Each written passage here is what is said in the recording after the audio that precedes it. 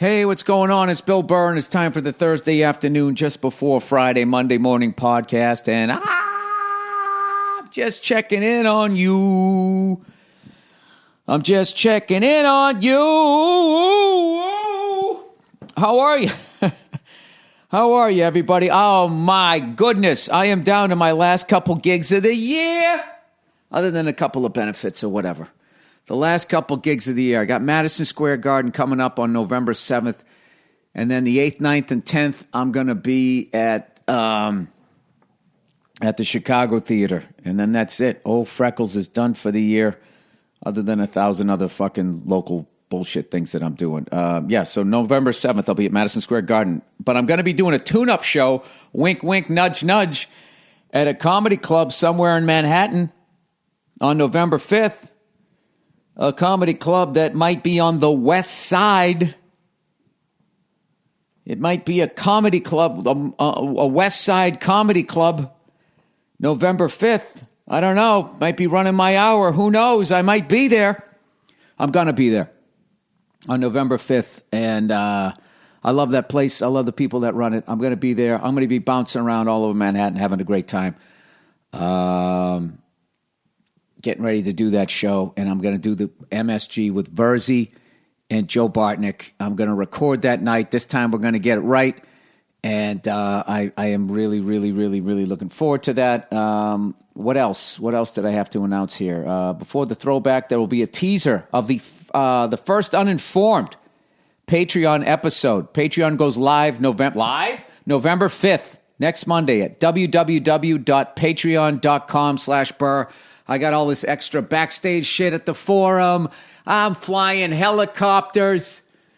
I'm showing you some of my beauty secrets, skincare, stupid shit. And that is all. And, you know what? We might have a special guest on this podcast, a special guest that I'm married to, that I love to death, who's the best thing that ever happened to me, but she still, pissed me off today. And I've been doing such a good job not having arguments with her, and I kind of shook it off. And then she said something else to me in the kitchen, and I had to, there are moments where you just have to be like, hey, you can't talk to me like that, all right? I'm over here.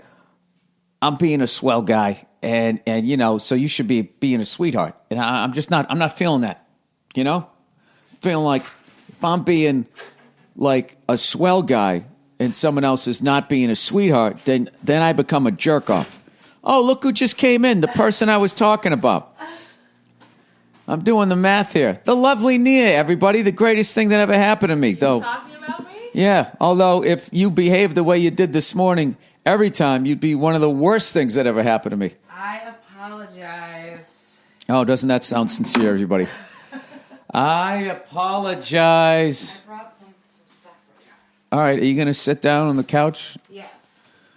So anyways, I'm sitting there, minding my own business, and Am I plugged in here? There you go. You sat down. So, Nia. Hi, how are you? This is going to be a little therapy session. Oh, no. No, it isn't. It isn't. But you know what I mean? I get my lovely daughter up. I guess you said to my face, as you let me know. I got these things a little too loud. Let me turn these down here. You said to my evidently to my face. You said that you go. I come upstairs, right? I worked out. You had a wonderful. I work out. I put all the shit. Hey, quit breathing into the mic there, Breathy. Yeah. Somebody's going to fucking put that clip on a loop and jerk off to it. That's how creepy the internet is. And have fun. Have fun with that. Anyways, I put all the shit from the kid Halloween party. Broke that all down, put it in the back of my truck. I noticed that it was in your truck. I did all of that. I went to the gym, right? Yeah. Being a hell of a guy. I go upstairs, right? Old adorable cutie face doesn't want to get up. Yeah. Yep, she likes to sleep like somebody I know. I think that's so adorable. We got this thing now. We come in sometimes now, and she doesn't. You take the blanket off her, and she has this little mischievous grin, and she pulls the blanket back over. Yeah, she wasn't ready. She just was staying lying down, and she wanted me to keep the blanket on her. I was like, come on, it's time to get up. And she was just smiling at me. You're like, no, not feeling it. Yeah, it was cute. Just want to stay here for another couple, 20 minutes. So anyway, so you Can leave. I have that blanket? It's a little chilly. No, it's probably your vibe today. Oh. So, right, I get her out of bed, you leave, and evidently at some point you said to me, hey, Bill, put her in this outfit. Hey, Bill, put her in this outfit. Yeah, and as you said to me. I said, here's her outfit for the day. And how many Socks, times did you say it? sneakers. Once. You told me in the kitchen you said it twice. I said it to you. No. You said I said it to you twice, and you said it to my what? No, I said it to your face. To my face. That's the way you said it. You were like that cop. You were like the cop in Reservoir Dogs. Buddy, I am going to shoot you in the face. In the face. You don't put that outfit on our daughter. So I didn't hear her, and I saw that Bruin sweatshirt. I put her in that, you know. Yeah, can you make more noise? I'm sorry. What are you doing? I was trying to take the tag off this blanket. Okay, I'm done. I'm here. I'm present. I'm paying attention. I don't understand why your mic is so friggin' loud. It's like literally you just moving your hand. It's making it do all this stuff. All right. Anyways. Yeah. So then you're sitting there, right? She had a poopy diaper. I handled all of that crap, literally. Right. And then you come in. You're like, what are you doing? What are you doing? I got you up here. What are you doing? I'm just like, oh, I'm sorry. She goes, yeah, well, why would you do that? I go, well, she can go to whatever event she's going to in this, right? You're like, yeah, but, it's not going to be as breathable as what I put out. So then you leave. So I was like, all right. By the way, she's standing there adorable, eating the homemade pumpkin bread that I made last night. I'm that guy? I'm a made guy. Yeah, I'm a swell guy, right? So then you leave. So what do I do? Bonus points if you guys can recognize where that quote is from. Oh, come on. That's an easy one. That's an easy one. I'm a made guy. Just pull it a little away from your right I'm there. a made guy. Maybe like right here. Split the difference. Now Right here? A little more closer.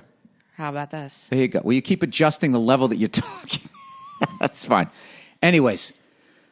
Oh, boy. So then I change her into the outfit that you said, and you come walking in like nothing happened.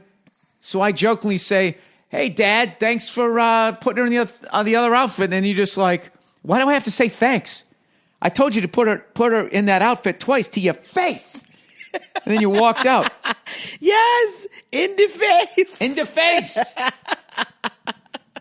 Shout out to what's it? Oh my God, Fat Sal's. Fat Sal's. For transforming Fat Sal's into McDowell's. Yeah. From coming to a...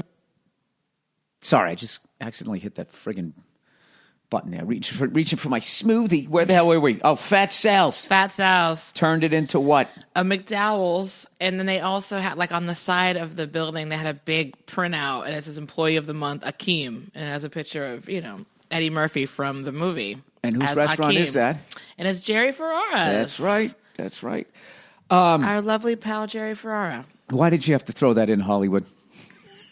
Huh? You can't just say it's owned by him. You always got to do that. Anyways. Because you want to say something nice about the person. So then. I don't know. Yeah. So then you just like, yeah, I told you that twice to your face, right? I didn't say it like that. To your face. That's how you just said it in the kitchen. I said to your face. So I don't yell anymore. That's my thing. I just keep saying that. Baha, ha, ha, ha. Now, until you're a fucking jerk. Yeah, it is. There's a reason human beings are able to yell. Because God knew that some of them that he made were jerks. So, anyways, then I walk. I'm the king of muttering now. I walk, I'll put the outfit on, and I get a fucking thing, and I fucking go downstairs, and I'm making a smoothie.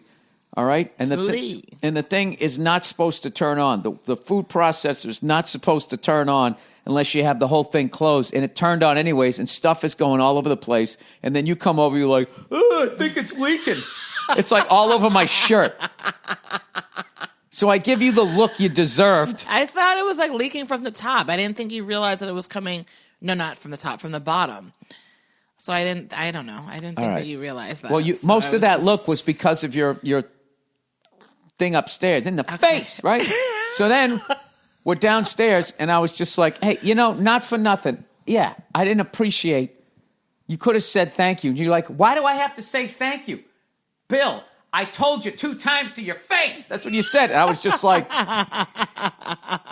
yeah. And then that's when I snapped. I still was saying effing in GD, not using the actual words. Right. Right? Right. I was just like, you're not going to talk to me like that. I'm not going to be a sweetheart and then be talked to like a jerk, because then I become a jerk off. I become a typical Staten Island jerk off. I can't believe we're still quoting that show so many years I love later. that. I love that. For people who never saw that, we watched some reality show, and there was this woman from Staten Island. True Life, I'm a Staten Island girl. Okay. Like the MTV show True Life, I'm a blank. This is True Life, I'm a Staten Island So she went girl. into New York. The city. Into the city. She went to a club.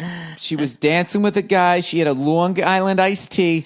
She's dancing with this guy, and as he's dancing with her, he's like sort of grabbing her girlfriend too. Yeah. And she's like, Are you like grabbing on my girlfriend like while you dance with me? And the guy's like, what? We're not dating. And then they just cut to her outside the club, and she just goes, that was your typical Staten Island jerk off. No, I thought he said, well, we're not married or something like that. Yeah, we're not or dating. what are we married? Something like that. Something to that effect. Mm-hmm.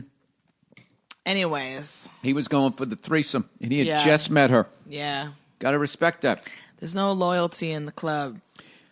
Oh shit! Did you I just made that up. I think that's got to be. I think that's got to be on a T-shirt. But you got to say you got to say DA in Duck Club. No, You can't say THE. If you say No. THE, then you think maybe it's a white club. Like, what are they talking about? The White House? I know, but like The that's Senate? just so overdone when people write "duh" whatever on T-shirts. It's just like Nia it's Renee just corny. Hill has the finger on the pulse of social media. It's so Nia. corny. Oh, it is? What? Duck Nia, Club. What are the top 3 emojis? The top 3 emojis are the face. The one where the eyes are closed and the mouth is kind of like, oh my God, I can't believe this is happening face. These are my top 3. I love that one. I also love the finger on the chin one, the one. And then I also like the one eyebrow raised. Those are my faves. You want to hear mine? And the crying laughing, of course. You want to hear mine? What are yours? I have one. What? The thumbs up. That covers everything. Yes, I heard you. It's Like I got your non-committal. point. Yeah. It's non-committal. Sounds good. Hey, Bill, you're one of the biggest fucking assholes I've ever met. Just thought I'd let you know that. Thumbs up. Speaking of which, Yes. I got a text message. So wait, do you forgive me for Yeah, and I'll tell you, speaking to and that way? I'll tell you why. 'Cause I Nia. do apologize. It was over the top. And I'll tell you why. Because I'm done. I'm done being the angry guy. I don't give a shit anymore. I'm not. That's too much of my life has gone by. I'm on like fucking the 13th hole here. What am I doing? Right, 50 years old. That's a golf reference, but I don't know what that 13. Well, there's only 18 Is that towards holes. the end? There's only 18 holes. Oh, so you only have 5 more holes left? Well, I'm 50. Okay. You live to 80. That's a great run. Although I am drinking 80. No, we're gonna live longer than. Remember, I'm calling it right now. You are gonna be like the Don Rickles of your generation, and we're gonna like live in Las Vegas. You and I, we're gonna live in Las Vegas for like however long they want to book you for. Like, oh, we want to give them a year residency at this place. We're gonna live in Vegas. We're gonna live in one of those like obnoxious like penthouse 5-room suites in Vegas. It sounds horrible. Why does it sound horrible? You're gonna go downstairs and be like, hey, like whatever old jokes people tell, or jokes old people tell. I'm gonna be like shopping at Caesars and having lunch at the same place every day. They're gonna know. It's gonna be great. Are you kidding me? It's gonna be so much fun. You're going to shop at Caesars? Yep. Because they have all the stores. You're acting like there's just one store in Caesars. It's like all the stores that you know. Yeah, every time we go to Vegas, we're there for about 36 hours. You're like, I got to get the fuck out of here. That's true. But I feel like You think you're going to live on the strip in Las Vegas, and this is how you're going to go out in your golden years? Well, I mean, I'm 10 years younger than you, so I'm not going anywhere for a while. But God willing, knock on wood, I'm just saying that would just be fun. Like if you're 80 and I'm 70, Yeah. Why wouldn't we just like live in Vegas? Why not? Yeah, I'm not going out like that, Nia. And no one's saying you're going out, but like there's a very high Don Rickles chance. didn't live in fucking Vegas. Did he do Vegas? Yeah, he did Vegas, and then he got the fuck out of there. He did another gig. You think you're going to be on the road like that when you're 80 years old? Yeah, first of all, You got to retire at some point and just do like a nice local gig. Yeah. It doesn't have to be in Las Vegas. I'm a fucking redhead, Nia. I'm not going to be... with global warming, by the time I'm 80, it's going to be like 140 degrees out in the winter. Are you doing stand-up out in the desert? Like, no. You're inside. All those old people that live in Vegas, they stay inside the whole time in air conditioning. Yeah, in one heat wave, like 5 of them die. Yeah, because they can't make it over to their fucking air conditioner. I know, but those are probably the ones who aren't doing so well financially, so they can't afford. So they don't AC. matter. Wow. I'm not saying that they don't matter. I'm Kinda just saying sounded that way. like, you know, chances are they're in places that don't have good. Chances are. That's what I'll close with. Because I wear a silly grin the moment you come into view. There's a lot of older people who live in Las Vegas, Bill. So I'm just saying, Yeah. you're going to be in AC. You're going to be in air conditioning. And you'll be fine. Yeah, I'm not going to be there. I have a plan. Okay? What is your plan? I should probably know what this plan is. Yeah, well, it doesn't involve fucking living in shopping at Caesars. My God. Living in Las Vegas in some obnoxious fucking penthouse. Yeah. Look at them all. Look at them all down there. I beat all of you. Honey, get away from the window. You have skin cancer. Oh, your ass. That point we'll be sleeping in different suites. Jesus Christ. What was the text that you were about to talk about? Oh. Getting back to the thumbs up. Our favorite emojis. Oh, the thumbs up. All right. So there's this thing going on the internet right now because all Yankee fans are pissed at, not all Yankee fans, but a lot of Yankee fans are pissed at the Boston Red Sox fans that are talking shit. Right. All right. There's different kinds of sports fans. This is a sports fan that goes, hey, man, great series. You sons of bitches, you beat us, whatever, and you leave it at that. Okay. Then there's the middle guys who just won't be friends with anybody who's a fan of another team. And then there's the worst of the worst, which are just the shit-talking assholes who talk fucking shit all the time. And then when their team loses, if you can find them, because they go into hiding, right, to give them the shit back that they deserve, they then act as though they don't understand where this is coming from and have the audacity to be like, oh, class act, right? Mm-hmm. So I don't engage in any of that. Okay. Right? Like there's some hilarious stuff on the internet right now with, shit-talking Red Sox fans and shit-talking Yankee fans. One of them's like, a few Yankee fans had the audacity to say the Red Sox bought the World Series. Ooh, they're mad, huh? Well, it's just like, well, where did we learn how to do that, you assholes? They're spending $20 million a year for like 20 years, and this is the first last couple of years they've gone with their farm system, which is brilliant. And they're going to get another one, and they're going to get another one soon. Is what I think. As much as I don't want that to happen as a Red Sox fan, I'm also a fan of baseball. I love what they're doing. So it's just like all they're doing is stockpiling their cash, and they're going to go out and they're going to spend a ton of fucking money, and they're going to come out with whatever the hell you need to spend now, $228 million. Is that what we spent? And then also going real classy, talking shit, blah, blah, blah, blah, blah. If the Yankees won, we wouldn't have said shit about Red Sox fans. It's like, the fuck you wouldn't. The fuck you wouldn't. I remember when you won them and what you said. I was there. I don't know what you guys are talking about. You guys threw beer in the face of one of our relievers this year. Stop acting like you're a In the face! So anyways, this was the day after. I'm not going to say who this person is, but he's a very emotional person, and I love him. And I've done his podcast, and he's done my podcast, and he's one of the funniest people I know. I love this guy, but he's out of his fucking mind. He sends me a text at 12:34 p.m. He writes, Pedro Martinez sucks big fat elephant cocks still. He's still sucking elephant dicks. So I write back, thanks so-and-so, exclamation point, God bless, exclamation point, right? And he just keeps going. He goes, he doesn't care. He doesn't clean them either. He just sucks elephant cock.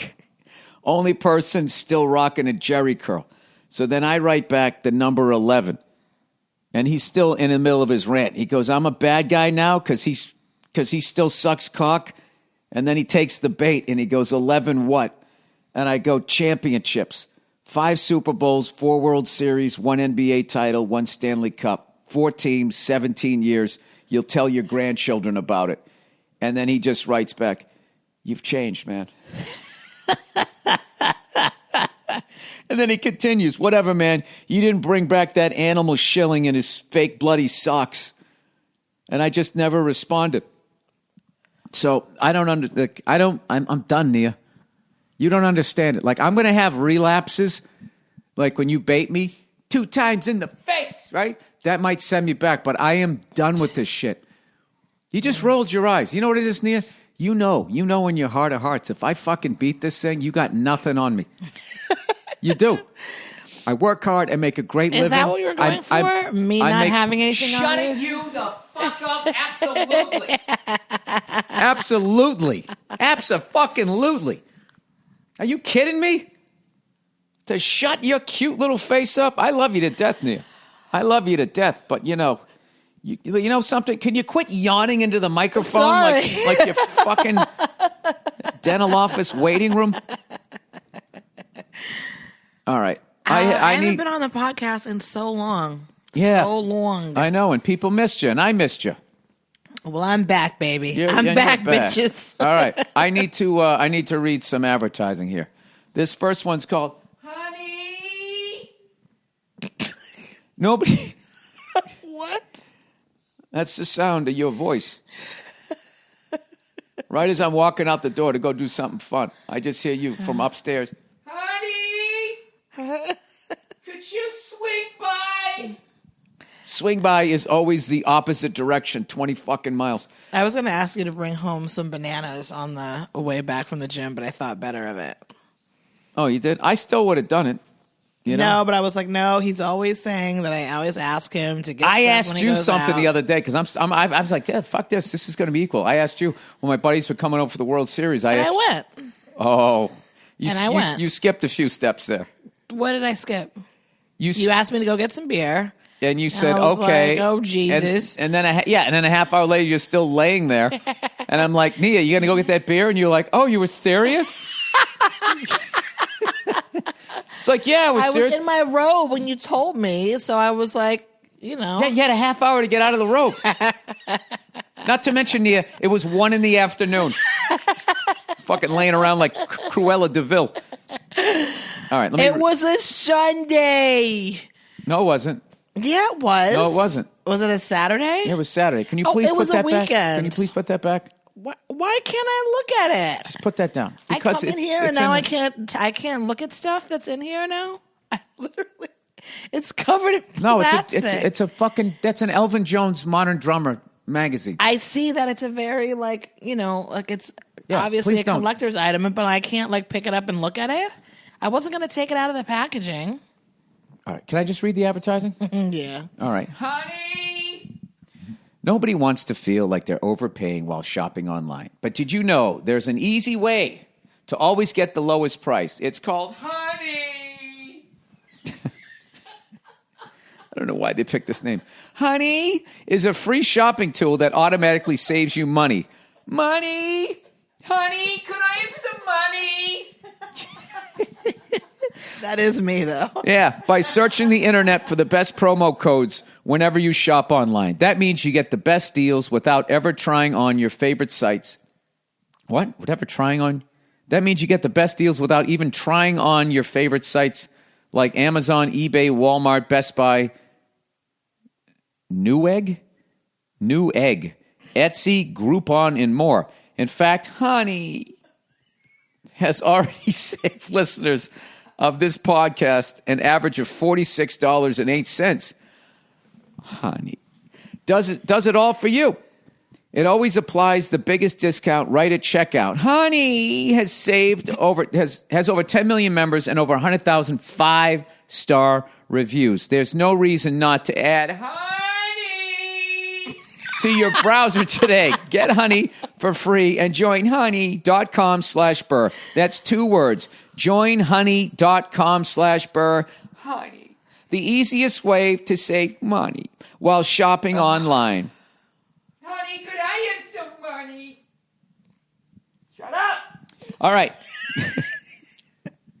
Dollar Shave Club, dude. Dollar Shave Club has everything you need to look, feel, and smell your best, doctor.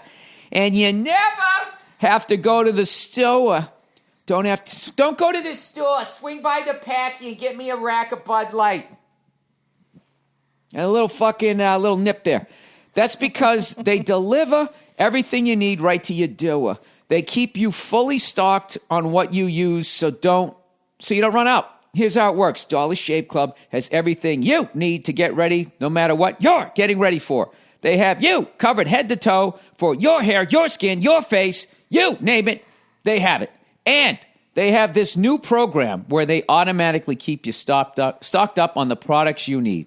You determine what you want, when you want it, and it shows right up to your door for once a month.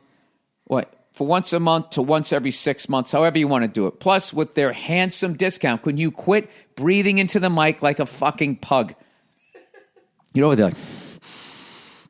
Plus, with their handsome discount, the more you buy, the more you save. And right now, Dollar Shave Club has a bunch of starter sets you can try for just $5, like their oral care kit. After that, the restock box ships regular size products at the regular price. Get your starter set for just $5 right now at dollarshaveclub.com/Burr. That's dollarshaveclub.com/Burr. What do we got left? Two more. Oh, look who it is. Simply Safe. Simply Safe. Nia, wouldn't you like to sit around your house and feel simply safe? Here's why I'm a fan of Simply Safe Home Security. Simply Safe is prepared for anything that gets thrown at it. You just send it, honey. If a storm takes out your power, Simply Safe is ready. An intruder cuts your phone line. Jesus. Simply Safe is ready. Say they destroy your keypad or siren, Nia. Simply Safe will still get you the help you need. Sure, maybe it's overkill. Maybe you don't need to be ready for every worst-case scenario. Love how they're dragging you back through your own shit. Well, why wouldn't I want to be? But that's what makes Simply Safe home security system so great. It's always ready. Simply Safe could cost an arm and a leg, but it doesn't. Instead, they only charge you what's fair. 24/7 professional security monitoring is just $14.99 a month, and there are no contracts, no hidden fees. I like no contracts. So then when they don't show up, hey, I don't know who you guys are. No paperwork. I'm kidding. They're not going to do it. I recommend Simply Safe to everyone I know. You got to check it out. Go to simplysafe.com/Burr. That's SIMPLISAFE, Burr.com. Simplysafe.com to protect your home and family today. Simplysafeburr.com. Sorry, I forgot the Burr part. Lastly, but not leastly, Burrow. Sure, everybody loves a donkey. But have you ever thought about owning one? At Burrow.com, kidding. Burrow makes clever, uncompromising furniture for modern life at home. Did you realize this, Nia? And as the days get shorter and the weather gets colder, you know you're going to be spending more time at home and on the couch and on and on. I've got all hip-hop there. Make sure that time's well spent with a sofa from Burrow. Handmade in North Carolina, Nia. It's made in America by immigrants. Has a built-in charger in case that sofa blocks a wall outlet. You like that, Nia? Yeah. Nia, can you be involved here? This is the money. You don't want me to breathe. You don't want me what I'm trying. No, you can breathe, just not into the microphone. Respectful and let you read your advertising, and you're still yelling at me. What do you want me to do here? Yeah, that sounds great. There you go. You got to be that person for the Oh, pitch. okay. Yeah, great. Yeah. Hey. They got the charger built into the sofa? Yeah. That's amazing. And what's more, Burrow is designed for comfort. Exactly 17 inches off the ground because that's the average height from the bottom of a person's foot to the back of their knee. Includes a built-in USB charger, so you never have to get up. That's great. Let's do that read convenient. again. Okay. Let's do that read again. All right. I like that you said that's great, but I want more emotion this time. Okay. All right? Includes a built-in USB charger, so you never have to get up. That's great. That's okay. Now, I just okay. What? That's good acting, but I want late night TV. People are falling asleep. Okay. You got to get them to buy a sofa at 2:48 in the morning. All right, you ready? I got it. You got it? I'm okay, ready. here we go. We're still rolling.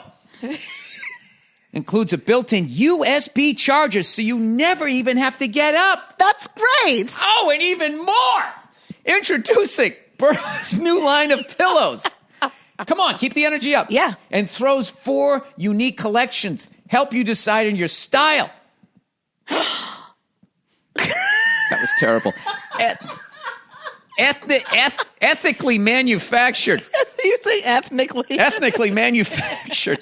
Ethically manufactured with fair trade and good weave certification. Oh. You can get your living room ready for fall and save $75. $75? That's right, $75 on a new sofa by visiting burrow.com/Burr for your $75 order. Shipping is fast and it's free. That's Burrow, BURROW.com/Burr. Get $75 off your order.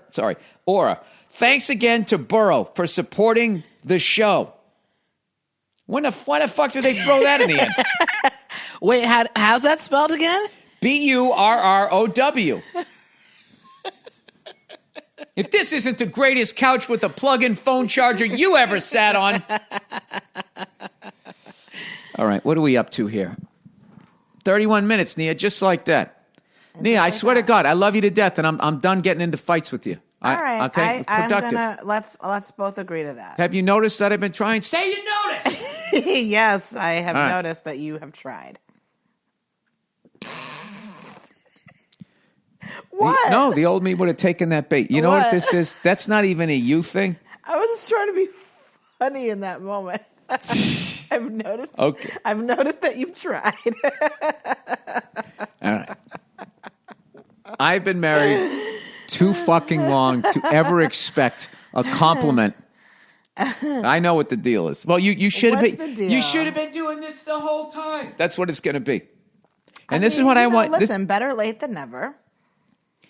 This is what I want you to do, Nia. What's I that? want you to continue to not work on yourself. Oh, here we go. Yes. And I'm going to become such a good person. Working on People are going to myself. start whispering to me, "Why are you with her? She's horrible." Welcome to my world. No, you should. I am working on myself. You know that I'm working on myself. Stop putting words in my mouth. What are you, Trump? What do you mean? I'm great. You know I'm great. Working on myself. People have said no one's worked harder on themselves than I have. I am the greatest worker on myself ever.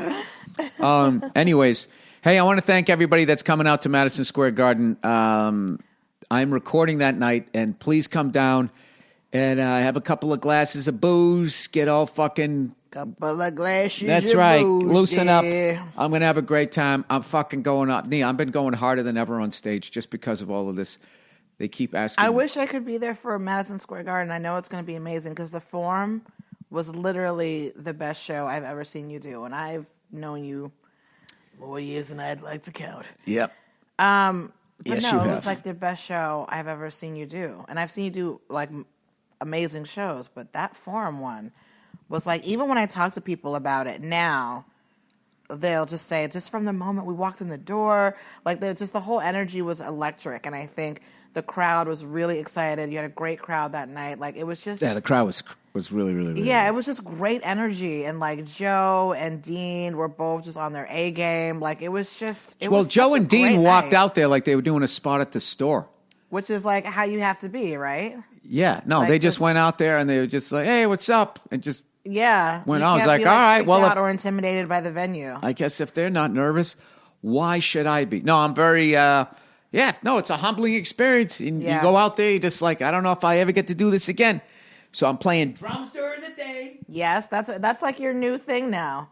Yeah. Is that you play the drums and do then jam and then you go. Oh, yeah. Then you're I feel like you shake all the nerves out of you by doing that. Yeah, you right? just go in and you just make a ton of noise. And I did that at the Garden in Boston. I'm going to do it at MSG again. Mm-hmm. And you did it at the Forum too. Yep.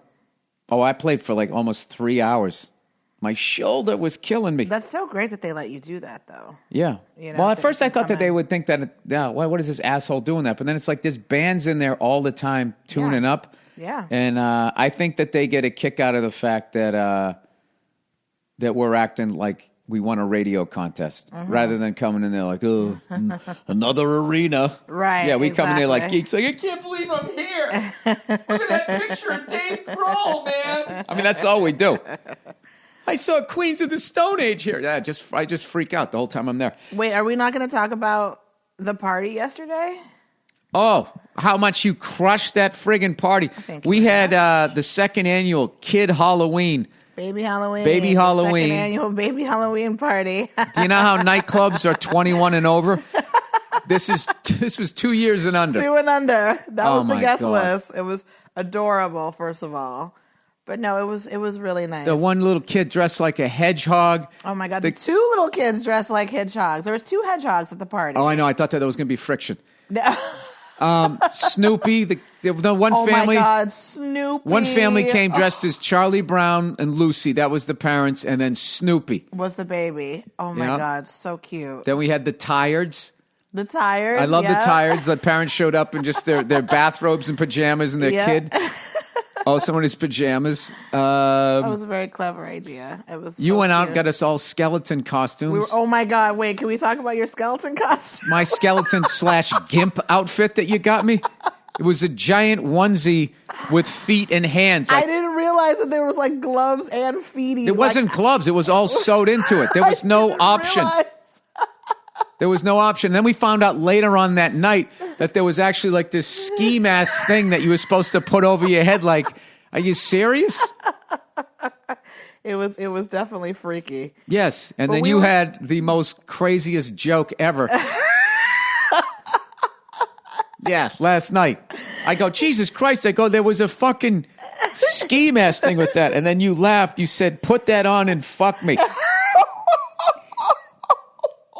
And I was even that made me uncomfortable. And I know you were fucking joking, obviously, but I was like, Jesus Christ, Nia. Because it literally looked like a gimp thing. Like you put it over your head, and it was like a skeleton. Yeah, only thing it was missing was the zipper mouth. So awful. It's so scary. Yeah, that was a one and doneer. But I did. It said, put that on and fuck me. Unbelievable. Oh my God. Horrible. But no, that was a fun time. Thank you so much for your help with that. All right. That was great. Okay. I'm gonna take you to a mic class at some point. You literally have it laying horizontal across your chest. I know. Could I be like any lazier right now with my energy? I'm comfortable now. I'm finally in a comfortable spot. I got the blanket. I feel good. Yeah, you're supposed to be working right now. You're supposed to be entertaining people, and you're sitting there. You're right. Looking treating it like a. They took vacations together. All right. No, but the caterers were amazing. Yeah. All the food was amazing. And thank you, Twitter, for your playlist suggestions. I thanked people on Twitter, but I want to thank you guys again. You crushed it. It's a lot of good ideas. You had all this great music, and then all of a sudden it would just go into like Thriller, Michael Jackson, and everybody get all psyched at that. And then it'd be some more. And then it would be like Baby Shark, do, Baby Shark. I was trying to do a little. How does that song go? Once that's in your head, you're done. It's done. It's done. And I had 3 different versions. How does that song go?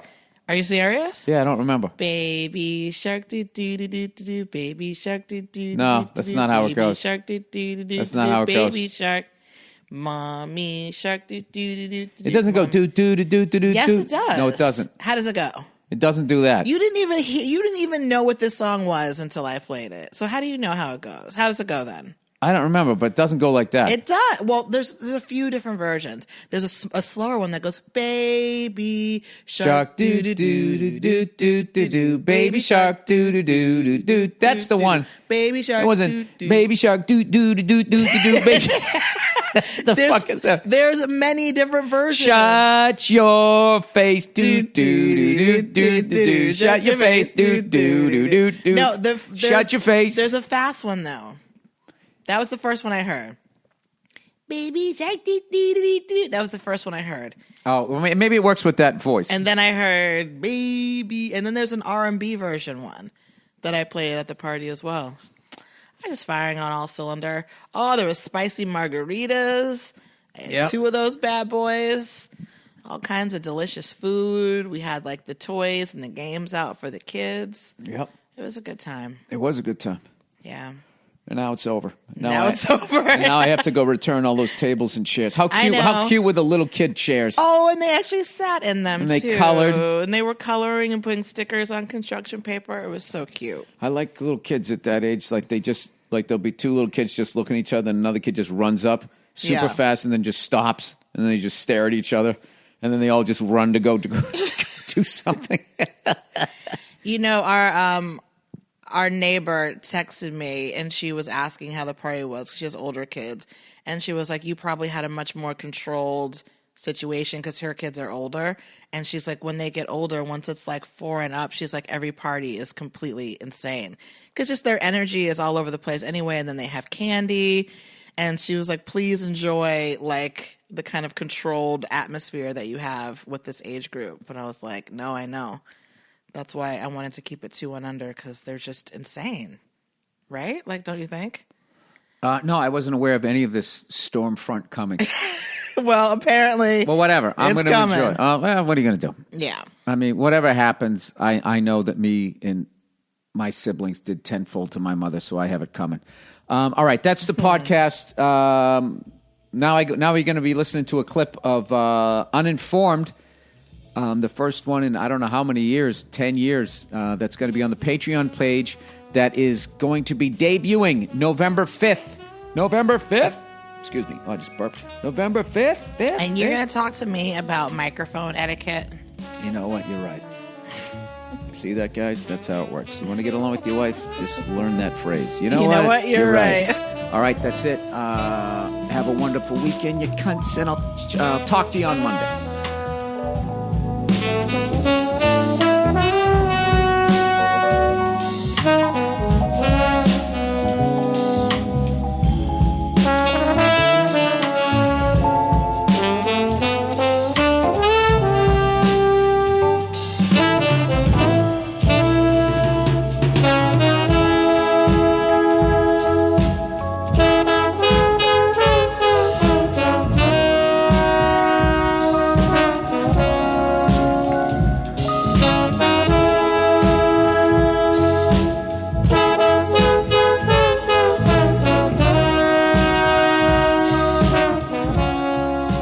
That was one of those ones, dude, if I could go back in time.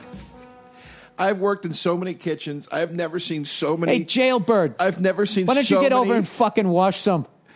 Working in a kitchen, I've never seen so many fat men do so much cocaine. It's like, dude, this doesn't make any fucking sense. I know I've told you this story. I got a classic one. Our manager, right? The manager where I worked, I was a busboy, so I used to have to mop up around the oyster bar, and they had like the black and white tiles like the old improvs used to have, right? So I'm mopping that up, and it would always be a fucking mess. Yeah. And then I would have to mop up and clean the men's room and the women's room. And the women's room always looked like, like the Yankees just won the World Series. It was just like toilet paper and ticker tape all over the, whatever. It was a fucking mess in there. Guys, it was just, they pissed all over the place. So I go in there to clean the bathroom, and my manager is in there. He's got the water on full blast, and he's brushing his teeth while puking. I swear to God, he's brushing his teeth going, and then he'd go like, and he had the water keep going, and then he just kept brushing his teeth. And I was sitting there, I didn't know what to do. And he was like, and he just kept brushing his fucking teeth. And then and then he played it off going like, he goes, brushing the teeth, sometimes it makes me gag. And I'm thinking, well, don't fucking jam the toothbrush down your throat, you fucking whore. And it wasn't until I was only 19. Right. So it wasn't until years later that I was like, oh, he was fucking hungover. He just was fucking puking up alcohol. And he was probably standing there puking. And then I came in, and then he was just trying to act like he was brushing his teeth. Like I wasn't going to notice that he was fucking puking. But I was standing there. Puke all over the brush. Dude, that guy was so funny. I remember so funny. Believe it or not, he ends up getting fired, right? Don't say. Yeah, he gets fired, and then he gets a job managing another restaurant, as they all do. Yeah. You walked out onto the floor and an 8-ball fell out of your pocket. You're fired. Dude. And then, they wouldn't even go across town. They'd be across the fucking, the strip mall. So this guy ends up getting another job, making way more money. And I swear to God, he showed up like a week later. with his new job. He had bought a brand new car, and he came over to Peacock like we gave a fuck, and he pulled up with some white Subaru sports car. Or I can't even remember what the fuck he had. And he just was sitting there at the fucking bar with this cat ate the canary smile on his face. I said, hey, man, how you doing? I said, hey, is that your car out there? He's like, yeah, want to drive it? And he slid the keys across the bar. Oh, Jesus Christ. Yeah, I swear to God, it was like I was in Roadhouse. Dude, restaurant workers are like dirty cops. They just get shuffled off dirty to another priests. fucking precinct. Oh, yeah. They're once you're in, dude. It doesn't matter what you got fired for, what they put you there. They always get another job.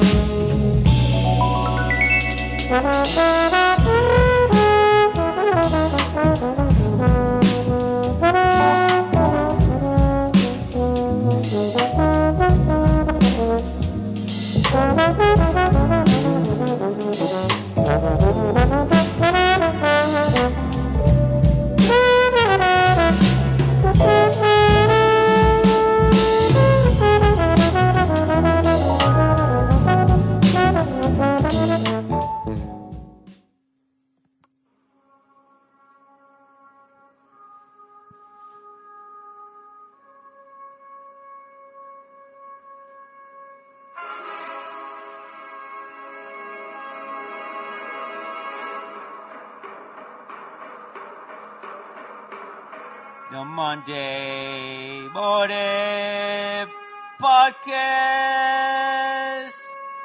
is back on iTunes.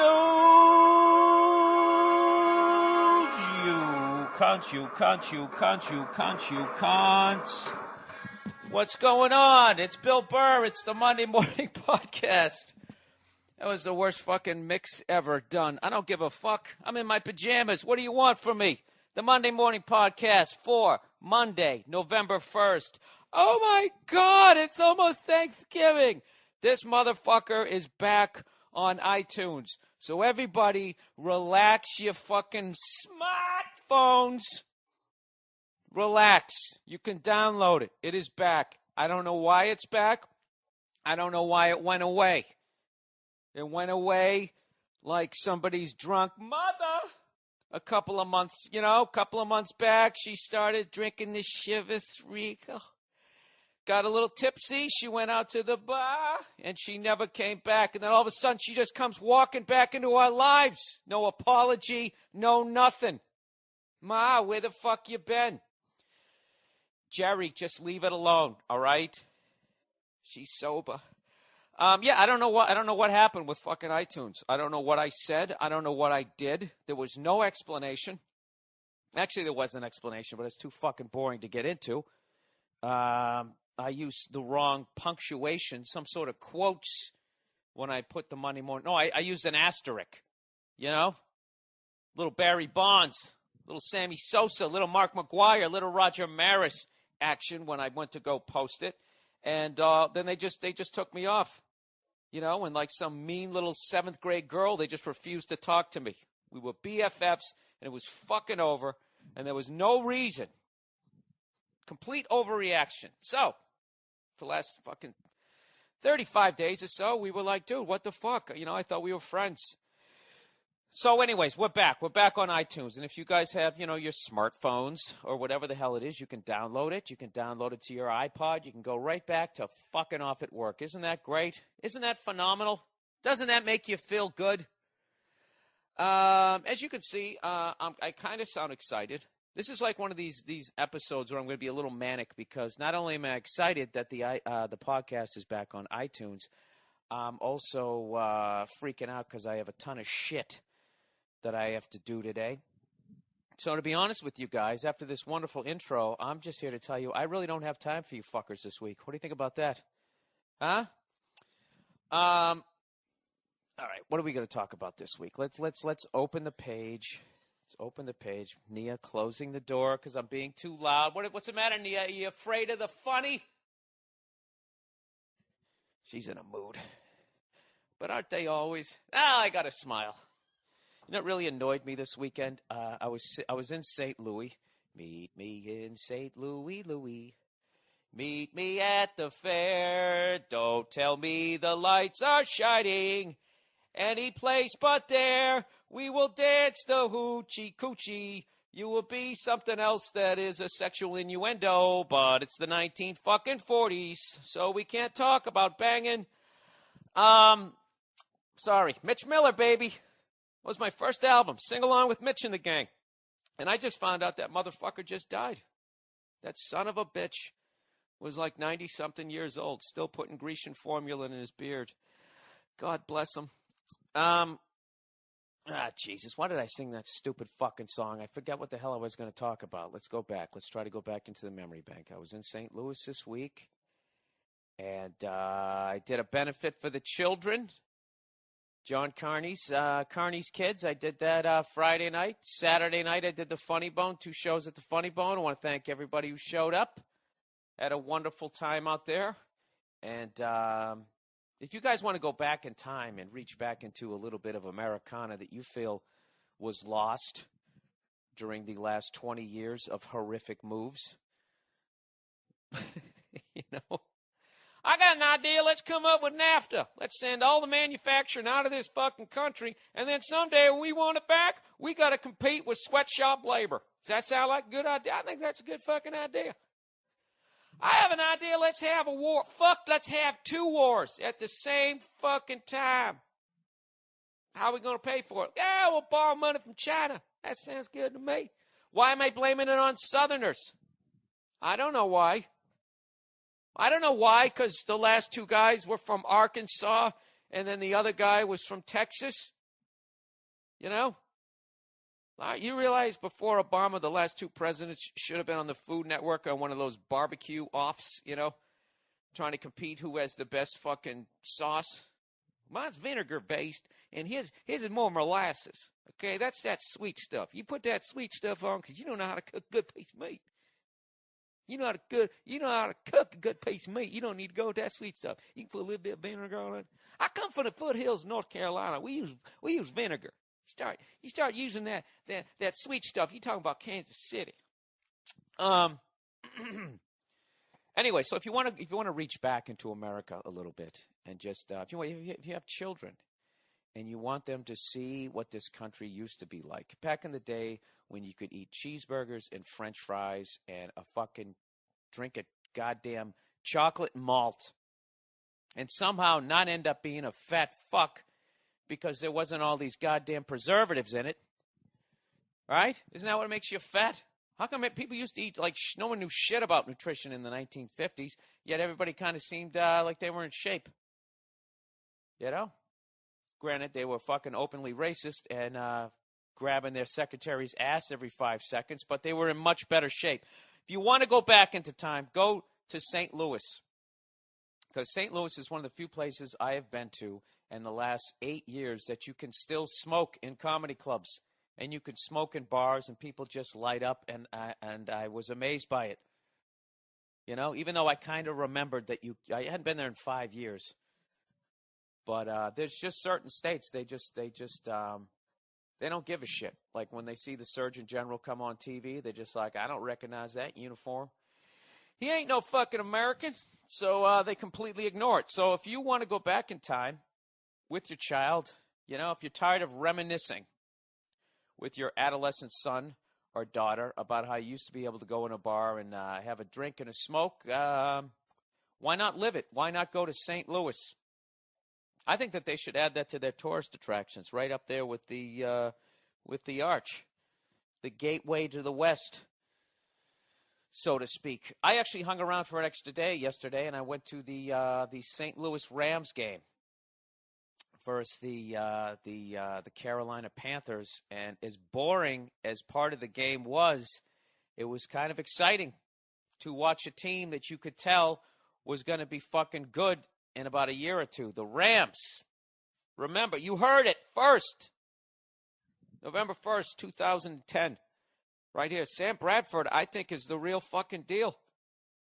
Guy's cool as a cucumber. He's driving the damn team down the field, even though his top 3 receivers are all out for the season. He was throwing it to white guys all day long. That's how many injuries they have on that team. They're all the way down to the white receivers, people. And I know what you're going to say. What about Wes Welker?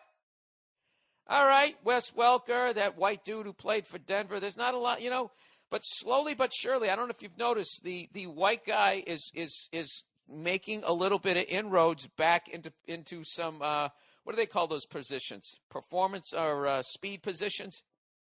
There's a couple of white running backs. Did you ever think you were going to see that again?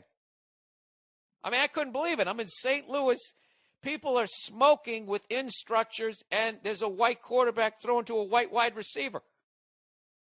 It was unbelievable. I was waiting for Larry Zonka to come walking out on the field with that little fucking, the 2 bars across his face, and then that one, the horseshoe he had on top. That's why I don't fucking respect the goddamn 72 Dolphins. They had 2 white running backs, okay? And you go, we went undefeated. Did you? Who'd you play in the 3rd week? Some group of people from the fucking YMCA? You fucking pricks. What'd you, 14? All you do is win 14 fucking games. 14-game season. You cheap bastards. Oh, God, that fucking loss to the Giants still hurts. But you know what feels good? Watching the goddamn Jets lose 9-0. I love it. I love it. And here the Patriots are, right? In a rebuilding fucking year. We got a bunch of goddamn kids playing defense. We trade Randy Moss. All these asshole Jet fans are fucking going, oh, would the Patriots fucking quit? Were they nervous they couldn't beat the Jets? That's what a great coach Bill Belichick is. All right, you fucking assholes. How do you like that? 6-1 with a bunch of children playing defense. 6-1, best record in the NFL. I don't know how the fuck we did it. I gotta admit, I'm not gonna believe that we're actually gonna do something unless we beat the Steelers and we play the Steelers and the Jets. And even if we go 1-1, if we're competitive, then I'm gonna get excited. But I don't know. Our defense at this point is halfway to being good, I feel. But I'm telling you, don't sleep on the fucking Rams. I should have bet those sons of bitches. I had no idea what was going on down there in St. Louis. And they got that maniac, the fuck is his name? Number 55, that kid from Ohio State. God damn it, what the hell was his name? Something itis. His dad's like a professional wrestler. He went in and he got a sack and he did the fucking Hulk Hogan, putting his cup in his ear, and then he did the flex, and then it was great. It was fucking great. I don't know what. The Jets lost. I'm so fucking excited because all those assholes. And you know what's funny? I didn't get one goddamn fucking email from any of those goddamn Jet fans who've been giving me shit all these weeks, Fucking idiots. They're not idiots. You know what they are? They're hopeful sons of bitches. They haven't won in 40 years. They get excited about little things like drafting fucking Mark Sanchez. You know what's going to be the end of the Jets season if one of your unbelievably awesome offensive linemen goes down with an injury? That fucking goddamn mediocre, overrated jackass. Overrated this week, Mark fucking Sanchez. That game-managing jackass. Good Lord. Fucking sitting behind the goddamn Berlin Wall. You could have fucking Rex Grossman in there and he could throw for 180 yards, no picks. You're not impressing me. Speaking of that, man, I had the fucking Reds. I got my ass handed to me yesterday. Thank God I picked the Dolphins. I had the Dolphins getting one in Cincinnati. And I love the Dolphins. I love them. They got that fucking defense. And the Bengals have been sputtering all fucking year. So I said, fuck it, I'll take that. So I won that one. Then I had the Redskins. Donovan McNabb going in to play the Lions. But typical me, I don't read up on sports. I didn't know that their quarterback was coming back for the Lions. I don't even know what his fucking name is. Stafford? Something like that. I had no fucking idea. And then when the whole game's on the line, including my fucking money, you take Donovan McNabb out and you put in Rex Grossman, the guy the Colts secretly fucking paid off the Bears to be quarterback so Peyton Manning could finally get his fucking ring after they went into the goddamn rule book and changed the rules so Peyton could fucking actually beat the Patriots in the fucking playoffs. Playoffs? Whatever. I'm just talking shit. I actually took the Colts tonight. As much as I hate it, I'm going to have to fucking root for the Colts because I could go up 2 games on Paul Verzi, who almost went 0-4 last week. Mr. I Know Sports, Paul Verzi, are you listening? He went 1-3 yesterday, and I've gone 1-2, but I have the Colts tonight, loving them to avenge their loss to the Houston Texans. I don't even know what the fucking spread is because I don't give a shit. I really don't give a shit. I just like pissing people off. Let's get on with the podcast.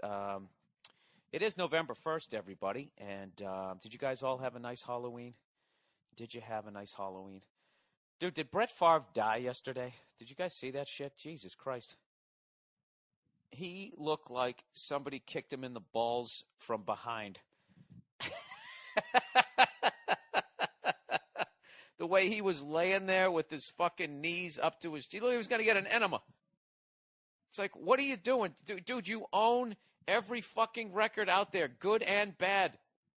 What are you going for, the mediocre ones now? I don't understand this guy. It's just walk away. I didn't like how he's patting himself on the back, too. You know, I got hit, and that's a hit that, I don't think a lot of people would have got up from, but, I had on some Wrangler underwear, and I just said, fuck it. He is a tough son of a bitch, but, I don't know what he's trying. Does his wife hate him at this point? Yeah, keep playing. I don't give a shit. Showing your dick to everybody. Fuck you. Oh, here's something that I never even addressed. All right, Brett said that annoyed me. And Kobe Bryant, a couple months ago, when LeBron was doing his big decision thing, when he finally decided to go to Miami, Kobe made this statement. I forget if I brought this up. They asked Kobe if he would have done the same thing. And he goes, no, I wouldn't. I would have stayed. And I thought that was kind of cunty. It's like, well, that's easy for you to say when you fucking play for the Lakers and they bring all the free agents to you.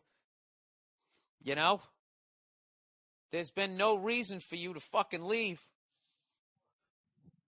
Your whole fucking career, they've been bringing you guys.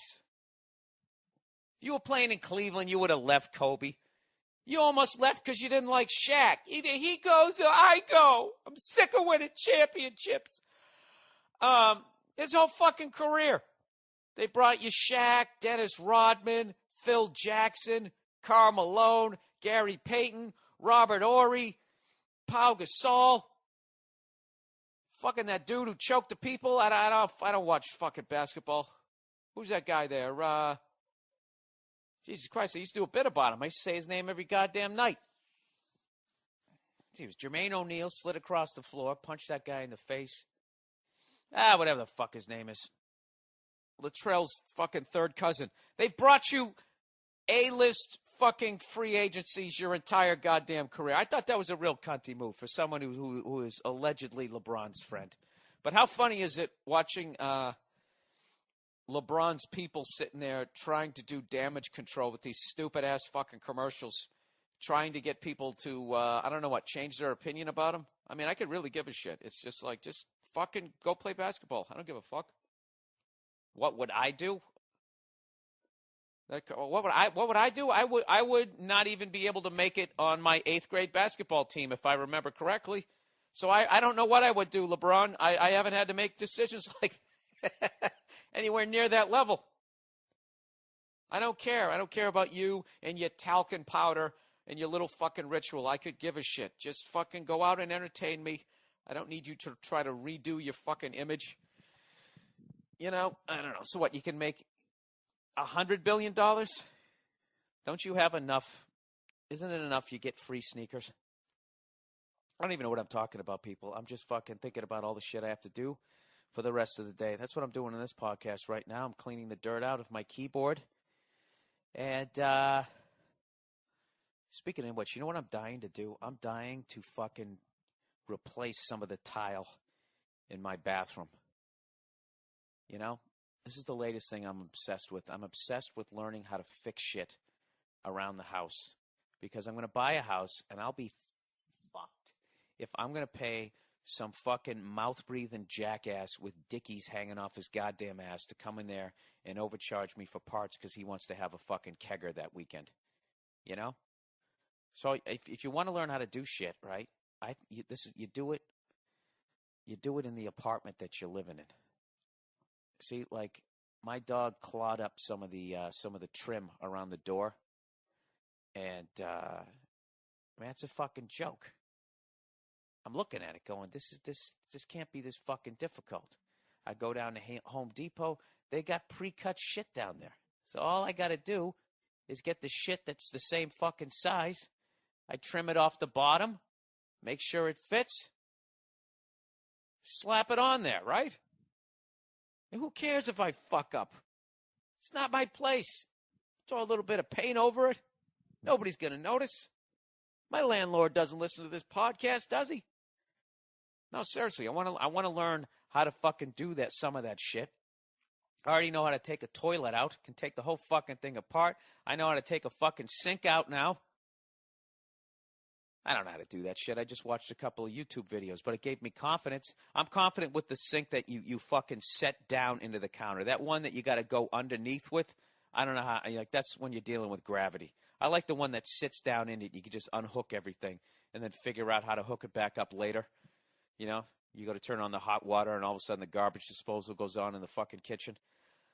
I want to learn how to do that shit, but I don't know what the fuck I'm talking about. All right, let's get to some YouTube videos of the week, people, shall we? First one, and these are all going to be on the mmpodcast.com, the official website of the Monday Morning Podcast that is back on iTunes, as you heard earlier with my horrible singing. All right, here they all are, and these aren't even YouTube videos. These are videos that I got everywhere but YouTube because everybody's on YouTube, so I'm trying to go a little bit outside the box with some of the shit that people send me. This is one. Shit, I don't even know what the fuck to call it. Just go to the mmpodcast.com and check this one out. A buddy of mine, stand-up comedian Rob Cantrell, fucking hilarious, really original guy, comedian, and I think it was the first season of Last Comic Standing he was on. That's the first time I saw him, and I was like, I like this dude because he doesn't seem like he's trying to win the competition as much as he's trying to give these people some quality stand-up. And then you had the other guy fucking going around with the goddamn Ginsu sword, fucking spinning it around. So, of course, America votes for him, right? That's how they do it.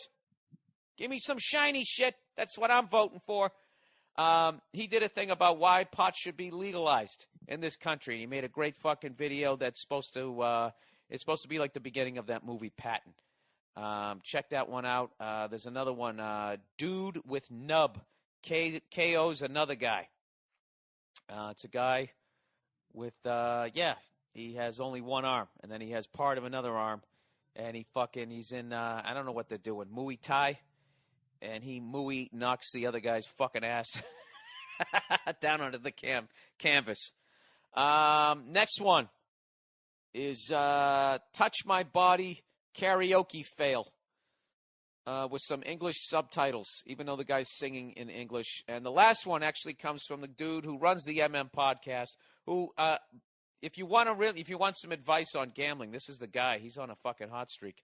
Crazy racist in coffee shop starts yelling at Mexican dude. So there you go. There's your videos that you can watch while you're at work or working out or whatever. I got a lot of emails last week from me imitating those dudes on the corner. So-called white man. That shit. Remember that last week? Somebody said that impression of the street preacher with the bad PA was spot on and fucking hilarious. There's a guy shouting in Spanish into a blown-out PA on the weekends in my neighborhood. There's two churches. There's two churches on every block, and even the immigrant residents, this all misspelled here. Immigrant residents grimace and give him dirty looks. How do you say quit shouting and fix your levels in Spanish? That is a reoccurring thing that I have found straight across the board. When people go out, I don't give a fuck. Black, white, Latino, Asian, I don't give a shit. They never have the levels correct in their PA. I think they're so passionate about their politics that they never really, I don't know. And it's such a grassroots. Actually, when you think about it, do you really think Obama knows how to use a mixer? How old is he? Yeah, he probably doesn't. He's like fucking, I don't even know how old the guy is. I have not paid attention to politics in, I don't even know when. I have no fucking idea when. Whenever I stop talking about conspiracy theory, because I just got so depressed about all of this shit. Started reading up on banking. Like, here's something interesting here. This is one where I kind of see both sides of this. This guy sent me this letter. He said, Bill, listen to this shit. So my wife and I are looking at buying a house. Like you, I am not the biggest fan of banks. So instead of putting all my money in a savings account, I have been saving some cash on the side and keeping it in my dresser. Yeah, there's a smart place to put it. Why don't you stick it in the mattress? There's another place, Dude, if you ever had that money stolen by somebody breaking into your house, that burglar should have been dressed up in the black and white striped shirt with the Lone Ranger, I'm a fucking bank robber mask. Maybe you're just saying you put it in your dresser. You actually put it somewhere else. You got to be a little more creative than that. Anyways, he says, well, when my wife talked to the bank about getting a loan, they asked us our incomes, how much money we saved, and how we would be paying our down payment. My wife told them about our savings, and everything was fine. She then told them that I had cash saved up on the side. They immediately stopped her and said that the cash could not be used unless there was an explanation for how I got it and a paper trail to back it up. The banks look at your financial history, bank statements, and your spending habits to determine if you really could save however much cash you actually have. Since some of my money is cash I've won from poker games and old stuff I sold on Craigslist, I have no paper trail for it. The only way that I can now use it for our house is to get my parents to lie and write a note explaining to the bank that they gave me the money as a gift. And I'm not sure if that will work because I don't know if they will check my parents' bank records to confirm that. The whole policy is bullshit. I understand that the banks fucked up and had to foreclose on a lot of people, and they want to make sure that I'm not paying for a house with drug money. But come on, this essentially means that if I'm walking down the street and find $20,000 in cash in an alley, take it and try to use it as a down payment, the banks won't let me because there's no record of how I got it. This whole ordeal really pisses me off, and I'm pretty sure it goes back to what you were trying to say about how the government is trying to phase out cash money. No, that doesn't. That's one of those double standard things that they do, where you have to produce all this paper trail stuff to show that you're not a piece of shit. But they, on the other hand, the Federal Reserve I'm talking about, they've never been audited. And we gave them $1 trillion bailout money, and it just disappeared into thin air. They can't say who got it or where it went, and they're not being audited. But you, on the other hand, you sell an old skateboard and your original fucking PlayStation. You win some money down the street in a poker tournament. None of that shit, you're supposed to pay taxes on all of that shit. And if you found 20 grand coming down the street, what you're supposed to do, you're supposed to report it, bring it down to the police station, okay, and hope that those fucking guys don't dip into it. And I guess after a certain amount of days, it legally becomes yours, but then you have to pay taxes on it and all that shit and all. After the fees, you're probably left with anywhere from 8 to 10 grand. That's how you're legally supposed to do it. And what's annoying to me is that you and I we're held to those legal fucking standards, but banks are not. Banks are supposed to be watching our money, keeping it safe, and they, for basically, I don't know how many goddamn years, were loaning it out to fucking homeless people, giving 6-figure loans to them. And lo and behold, when these fucking people defaulted on their goddamn loans and the whole thing went into the shitter, the government fucking bails them out. They're like, we're too big to fail. They fucking bail them out. They keep the bailout money, and now they added all these cunty surcharges to your account and my account. So, yeah, I don't know. This is what you do with if you have cash on the side. Use it for shit that you can actually pay for in cash, I guess. Or save it in case your bank ever goes goes belly up and there's a run on your bank, you won't be sitting there with your pockets turned inside out going, can I at least have some yogurt? But, yeah, it is practically the more you read about banking, you'll start to understand why corporations and or super rich, like, the entrepreneurs, why these guys have offshore accounts and all that type of shit. Because these guys basically, I think, read up on banking, which you would have to. You read up on the tax laws, and you see how the whole game is played. You see who gets penalized and who doesn't. And you start thinking, Jesus, this is fucking ridiculous. So let this straight. When I get to this level of wealth, all of a sudden, rules don't apply to me. Okay, well, let me work my ass off to get to that level. Oh, wait, I can't because they keep taxing the shit out of me. Oh, I get it. I got to do some there will be blood shit. I mean, I'm really overly simplifying the whole fucking thing, but that's basically how it goes down. I mean, that bank is not going to take that risk on you. I got some cash on the side. That's actually good banking. You can't have somebody just come in and be like, hey, listen, I got to be really stereotypical. Now I'm going to be Italian. I already shit on fucking Southerners. Why not do an Italian stereotype? Hey, I got good credit, and I got this $50,000 on the side. Where did I get it? Hey, why don't you let me worry about that? All right, somebody else actually sent me something about banks here.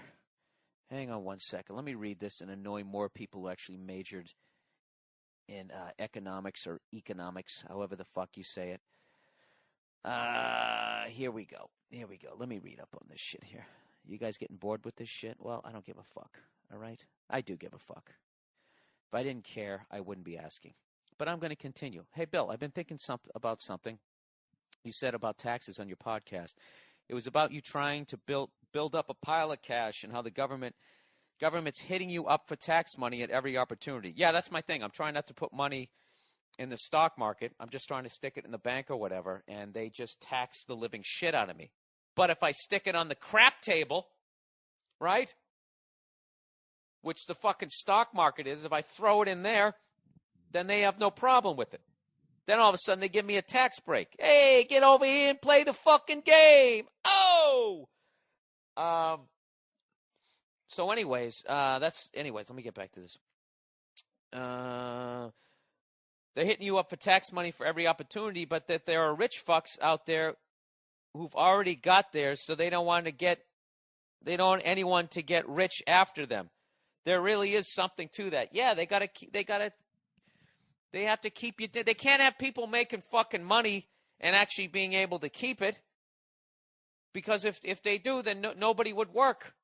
We would just fucking kick back and relax and maybe have a chance to enjoy ourselves.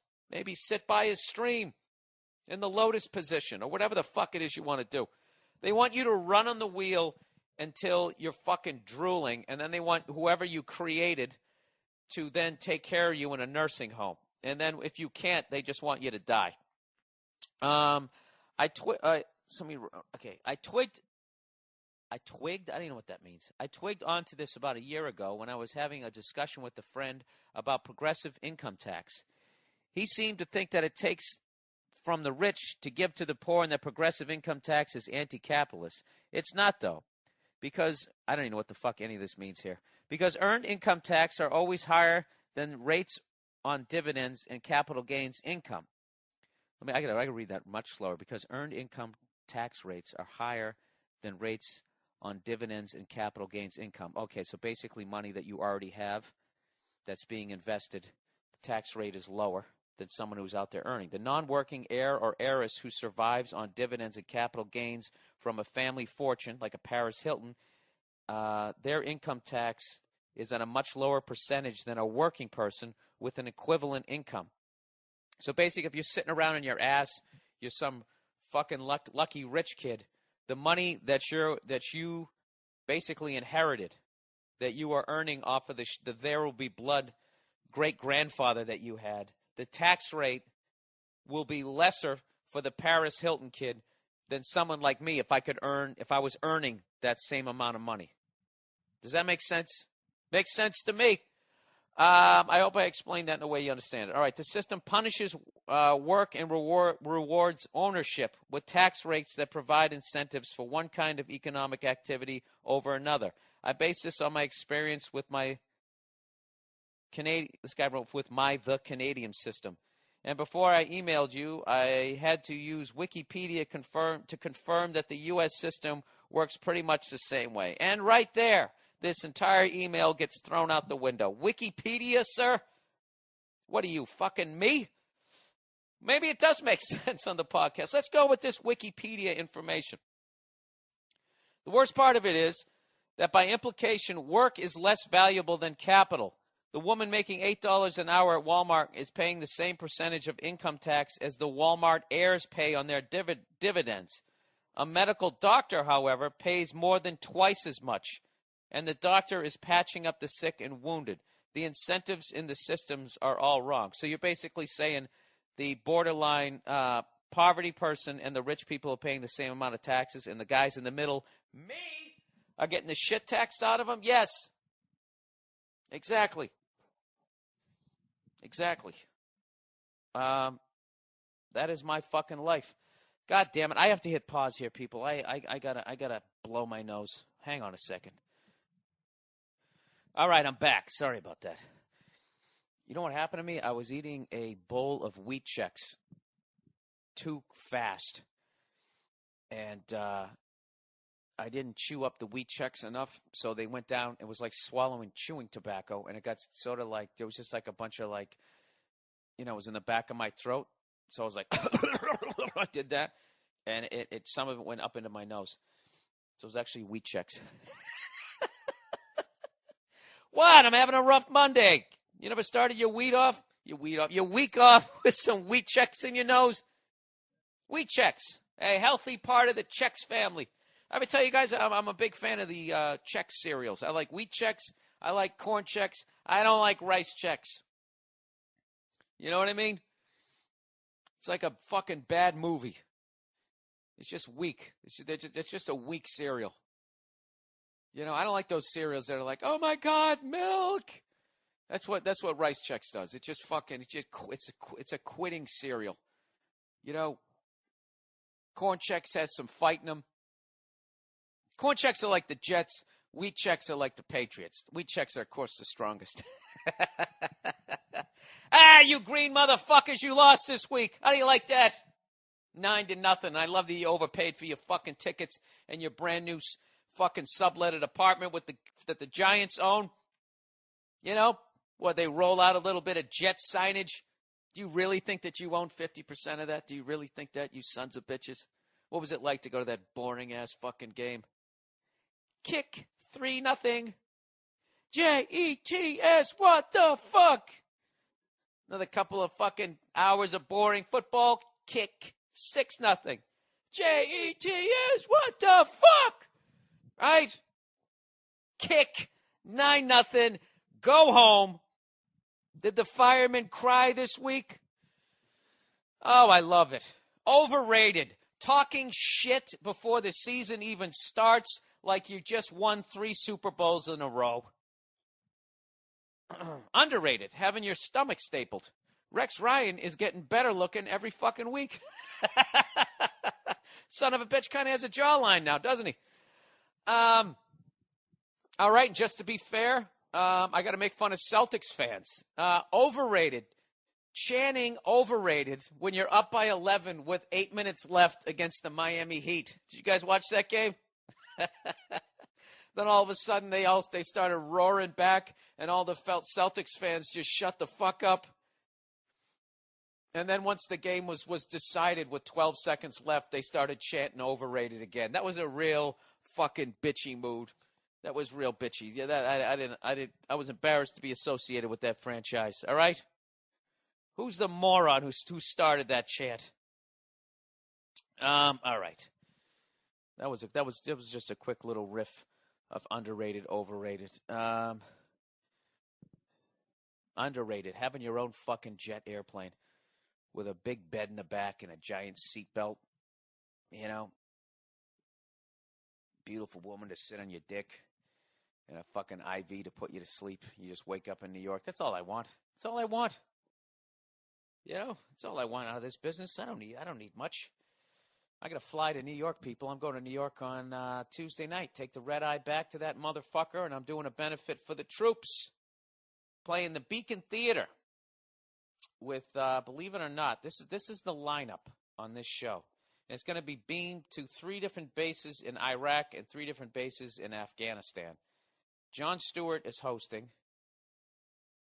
Tony Bennett is, I'm assuming he's singing. I don't think he's doing stand-up. Jerry Seinfeld, Bruce Springsteen, Joe McHale, myself, and I think a couple of other people. All I'm doing is 8 minutes. But I can't wait, man. It's going to be, well, I don't want to do the flight, but it's going to be fucking awesome. That's Wednesday. I'm flying out. That's why I'm telling you I got all this shit to do today, because I got to, you know, I just landed here last night. I got to do the fucking podcast. I have an audition today. I'm pitching a fucking show today. I got to pay my fucking bills. It's the first of the month. I got to do all that fucking horse shit. And then I got to jump right back on a plane tomorrow. You know? It's one of those fucking weeks. Speaking of that, dude, I flew out to St. Louis last week, and there was some woman who was clearing her throat like twice a minute from, like, I would guess about Utah to just into Kansas.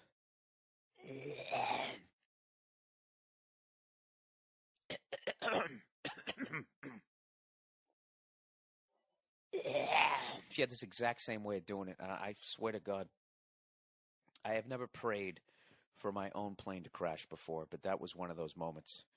I didn't want it to crash. You know, I was just fantasizing that, like, there was a crack in the fuselage, and, you know, and that woman just got sucked out. So as I was fantasizing about this is how fucking crazy I took it. I actually reached down and I tightened my seatbelt. And I mentally went over how to put that fucking mask on my face before I helped the infant or child next to me. I saw, you know, it was really disgusting. The way she was clearing her throat. She was talking really loud on her cell phone. Just everything about her was annoying. And whenever I see a person like that, the first thing I do is I look for a wedding ring. You know? And when I don't see one, I think, thank God. And when I do see one, I actually feel bad for the man or woman that is married to that. You know? How could it just like... And actually, I came up with like a philosophical question. You know that those Dos Equis commercials, the most interesting man in the world? What do you think would happen? Here's one for the pot smokers out there, all right? What do you think would happen if the most interesting man in the world met the most annoying woman on the planet? All right? I want you to tell me what you think would happen, because I couldn't come up with an answer to that question. You know? He is the most interesting man in the world. Well, I would like you to meet this cunt who is sitting diagonally fucking behind me. Oh, speaking of that, underrated fucking movie, Macgruber. Has anybody rented that? I don't know if you'd be happy if you paid to go see it at a theater, but fucking, you know, unless you have a silly sense of humor like me, because I would have enjoyed that if I saw it in a theater. Look at me. Even when I try to compliment something, I say it in a dick way. I think this is a funny fucking movie. With a couple of really insane monologues in it. And not to ruin anything, spoiler alert, I had to bring this up. The last name of the bad guy in the movie is Cunt.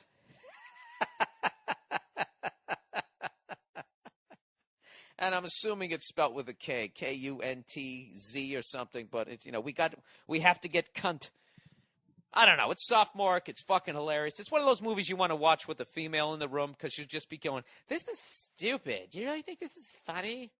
Oh, my God. That's gross, which will just make it so much more funnier. Macgruber! 2 thumbs up from me, baby. All right, this podcast is all over the place. Let's move on to the next one. The advice section.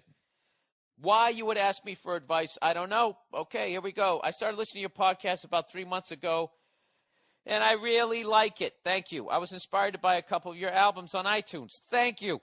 Now, if you ever hear me bitching about people fucking downloading shit, I'm not talking about you or being cheap cunts. It's not you.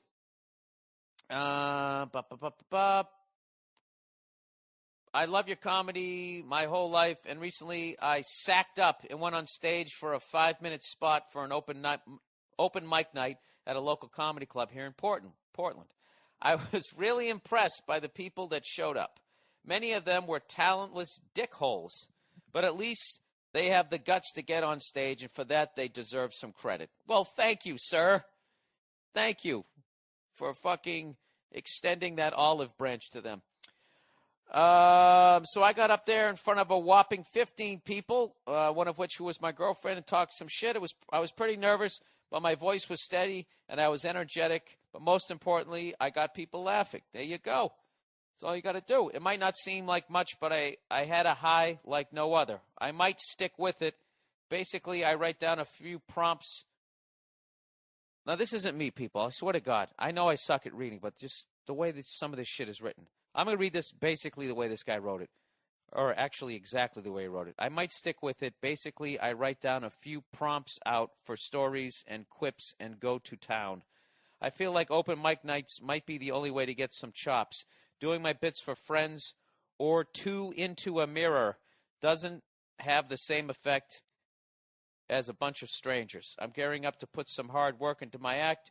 I would like any tips on how you got your chops and how you practice your act. All right, couple things. Yeah, you can't run it by your friends or do it in the mirror. You can maybe say it a few times on the way to the club just so you can kind of get the flow of it. But yeah, the only way to do it is to do open mic. So, I would do that. Just do that. And I would also drop the attitude that people who are starting out are talentless dickholes. They're not. They're fucking, if you saw me when I started out, you would have thought that. This guy sucks, because I did suck because I was brand new at it. So you don't want to do that. And for all you know, those air quote talentless dickholes will someday be in a position in this fucking business where they could actually hook you up with something. So I cannot stress how important it is to have good relationships with fellow comedians and everybody in this fucking business that you can. I'm not saying that you take it to the point that you will actually allow somebody to walk all over you and treat you like shit. I'm not saying that. But don't walk around judging people. The fucking thing cut out on me again. God damn it. I'm sorry. I'm putting together a new hour of comedy, and I have a bunch of stand-up sets on my fucking recorder that I never end up listening to. Something else, sir, that you might want to do if you're doing stand-up is to record yourself and listen to yourself so you can become better as a comedian. But the key is you got to listen to them. Anybody can record them and then just leave them on their fucking tape player or their fucking digital recorder, whatever the hell you call this goddamn thing. Yeah, that's what I would tell you that, man. Seriously, like, you will be absolutely fucking amazed with the people that you think are going to do something and don't, and the people who you're like, that person, I don't know, I don't think they're going to do shit, and all of a sudden they're directing a movie, they're the head writer on something, they create a show, who knows what. You don't know what anybody's going to do. So, yeah. So I wouldn't walk around. I mean, I'm sure you're just writing that maybe to make me laugh or something, but I'm just putting that out there. All right? Because I've seen people act like cunts and then get treated accordingly by these people that they thought were beneath them or whatever. It's just the worst fucking thing that you can do in any in life in general, treating someone else like shit or whatever. I don't understand why people. It really makes your life a lot more difficult. And someday when you die, like, there's gonna be the only people at your funeral is gonna be the fucking the guy who drives the truck and the guy who digs the hole, or the hearse, I should say. Yeah, so that's the advice I would give you. Keep doing the open mics. Keep writing stuff. Tape record yourself, and and then be a good guy.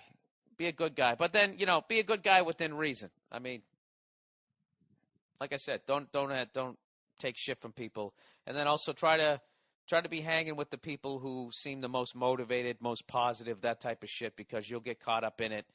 And yada, yada, fucking yada. That's basically it. So we're coming to the close here of the podcast. Another kind of short one this week just because I do have so much shit to do here. Congratulations to the Rangers and the Giants for your first World Series. Giants are up 3-1. And I was getting nervous for Giant fans. I actually, I don't mind Ranger or the Giants. I have no problem with either one of them. But I was getting nervous for the Giant fans when they were up 2-0, and then the Rangers came back and won 1 game, and I was like, oh, God. In a lot of ways, the Giants are kind of like how the Red Sox were, except they're in the National League. You know, how the Red Sox were back in the day, where it was not only do they not win, they have to rip your fucking heart out, too. And, I don't know, at the risk of pissing off Ranger fans, I think the Giant fans, I think they've had about enough. I think it's time for the sports gods to let them up off the mat, give them a goddamn World Series. And Ranger fans, who you kidding?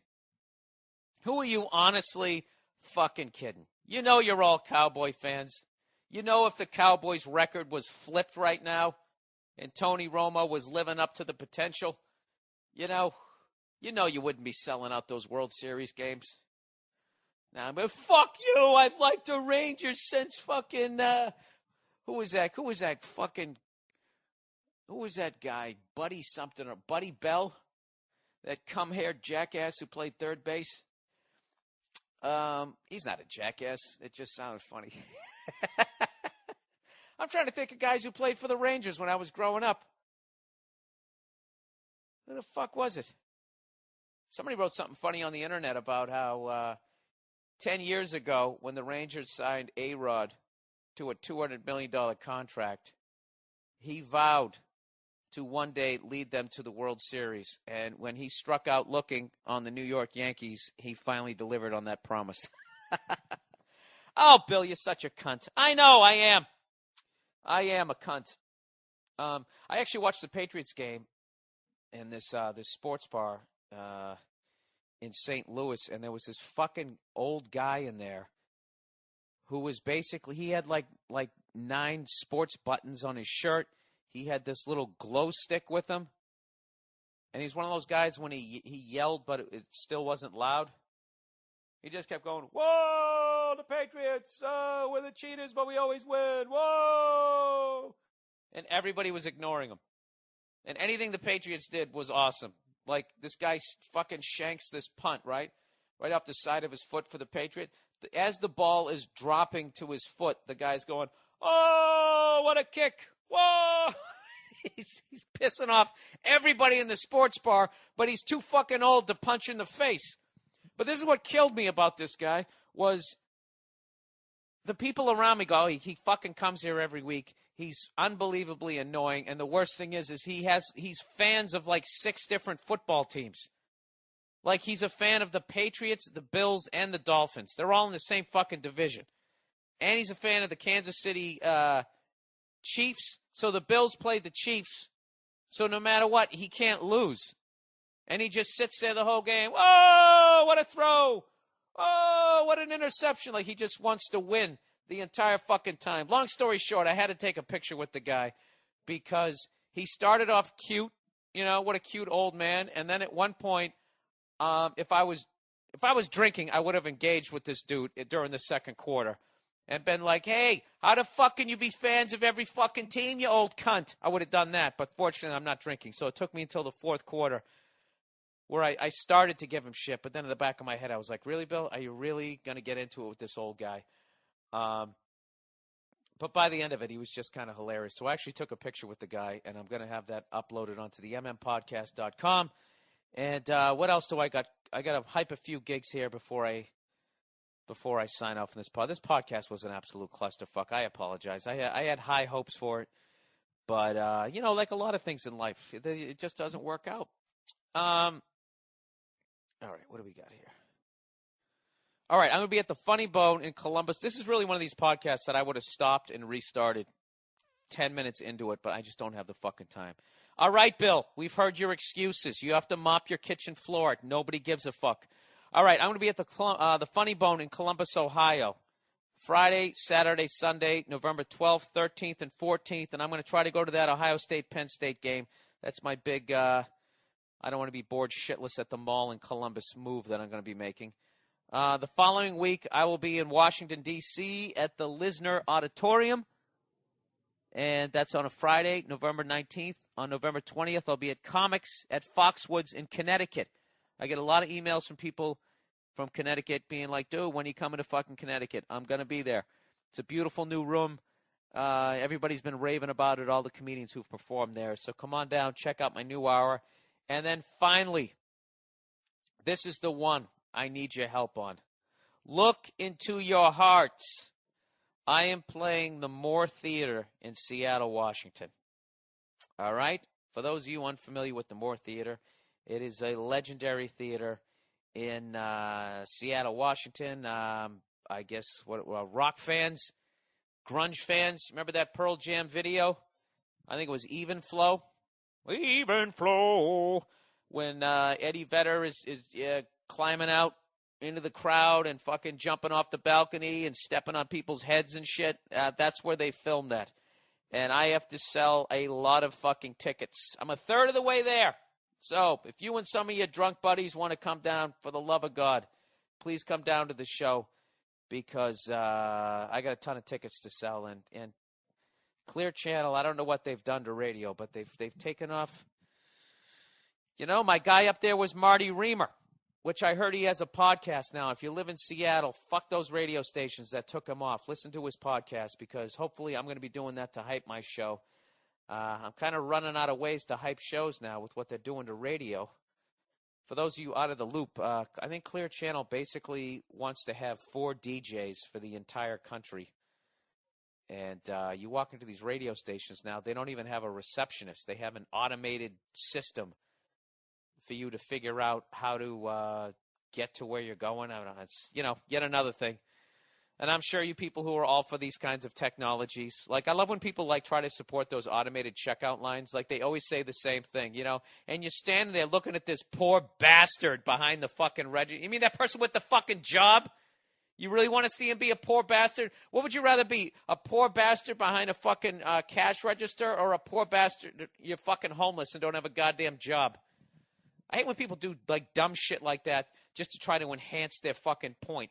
If you fucking believe in that technology, support the technology. Don't start saying what the person behind the fucking register is thinking. Even though I'm doing the same goddamn thing. But I think I can go out on a limb and say that most people would rather have a fucking job than be homeless. All right. A lot of yelling this week, Bill. As opposed to what? Every other quiet week? And then the final 2 gigs of this year before I take my month off. And I begin my martial arts classes. Joking. I'm going to be at Cobb's Comedy Club in San Francisco, December 2nd, 3rd, 4th, and 5th.